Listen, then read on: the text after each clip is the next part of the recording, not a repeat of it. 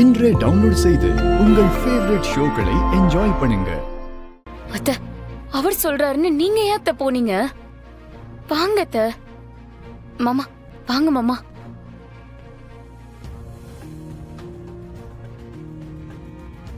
வாங்க அத்த, வாங்க. வாங்கப்பா. என்னப்பா நிக்கிறீங்க? இது உங்க வீடு. வாங்க வாங்க. வாங்கம்மா.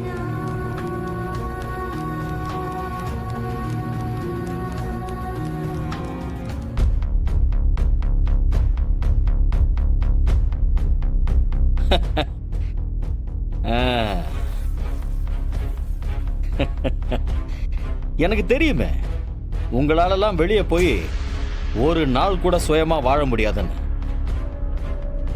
என்னமோ பெரிய வீரவாசனெல்லாம் பேசிட்டு போனீங்க, இப்போ போன வழியா திரும்பி வந்திருக்கீங்க. இதுக்கெல்லாம் அவ்வளோ ரோஷப்பட வேண்டிய அவசியமே இல்லையே. அண்ணே, என்ன ரொம்ப சத்தம் போடுற? என்னப்பா, உங்க பொண்ணுங்களை கூட்டிட்டு வந்து நியாயம் கேக்குறீங்களா?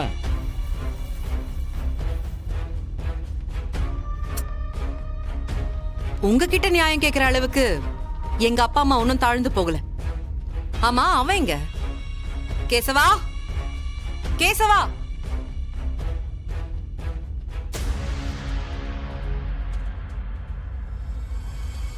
உங்க ரெண்டு பேருக்கும் கொஞ்சம் கூட மனசு உறுத்தல. உங்களை பெத்து வளர்த்து ஆளாக்கி கல்யாணம் பண்ணி வச்ச ஒரு மனுஷனை வீட்டை விட்டு போக சொல்லிருக்கீங்களே, உங்களுக்கெல்லாம் எவ்வளவு திமிர் இருக்கும்?